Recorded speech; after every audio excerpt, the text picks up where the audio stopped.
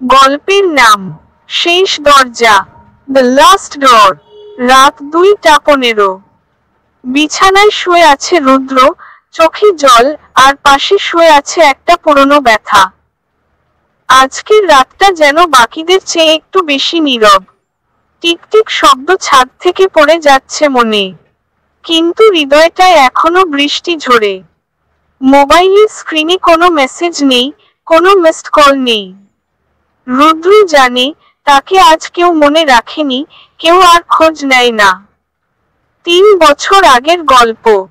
একটা ছোট ফ্ল্যাট, ঘর ভর্তি হাসি। মা হাসছেন, রান্নাঘরে রান্না করছেন। বাবা চেয়ারটায় বসে বলছেন, রুদ্র, চা আনো তো। It was a perfect life in an imperfect world. আর ছোট বোন তিশা, সে একটানা বলে চলেছে, ভাইয়া, জানিস, আমার স্কুলে আজ রচনা লিখেছি, আমার প্রিয় মানুষ, আমার ভাইয়া। রুদ্র তখনও বুঝতে পারেনি এই সময়টাকেই বলে স্বর্গ, আর এরপরে যা আসবে তা শুধুই ছাই। তারপর একটা টানাপোড়েন শুরু হয়। বাবা হঠাৎ হার্ট অ্যাটাকে। হাসপাতালে পৌঁছানোর আগেই he died holding the phone to call his son. Rudra তখন অফিসে একটা মিটিংয়ে বসেছিল।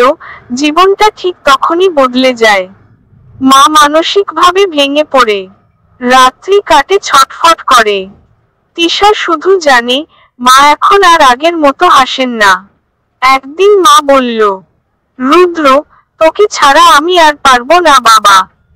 রুদ্র তখন শুধুই বাঁচার চেষ্টা করছিল। He had to grow up too fast, too soon. কিন্তু জীবনটা এখানেই থামেনি। তিশা, যার মুখে রুদ্র বাঁচার আলো পেত, সে একদিন স্কুল থেকে ফেরার পথে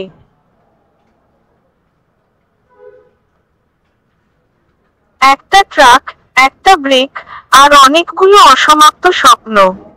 And then his world collapsed without making a sound. রুদ্র তখন একটা ঘরে ফিরে, যেখানে এখন কেউ নেই। না মা, না বাবা, না তিশা। শুধু দেয়ালে ঝুলে থাকা ছবি, আর পেছনে একটা দড়ি, যেটা সে বহুবার দেখেছে কিন্তু কখনো ছুঁয়নি। কারণ সে জানে, he had no right to give up, because they didn't get the chance to stay. আজকের রাত। রুদ্র দরজা খুলে বারান্দায় দাঁড়ায়। পিছনের শহরটাও ক্লান্ত। এই শহরে সবাই কাঁদে, কেউ চোখে জল দেখায় না। হঠাৎ নিচের ছেলেটা বলে উঠল, দাদা, একা থাকেন? রুদ্র মাথা নাড়ল, তারপর আস্তে বলল, না রে ভাই, আমি এখনো ওদের সঙ্গে থাকি, শুধু দেখতে পাই না। People say time heals, but they never said it makes you forget the sound of your sister's laughter. শেষ লাইনটা রুদ্র লিখে রেখেছে তার ডায়েরিতে। আমি দরজা হারিয়েছি, তাই ঘর আছে, অথচ কোনো আলো নেই। সকল বন্ধুরা, এই ছিল আজকের গল্প।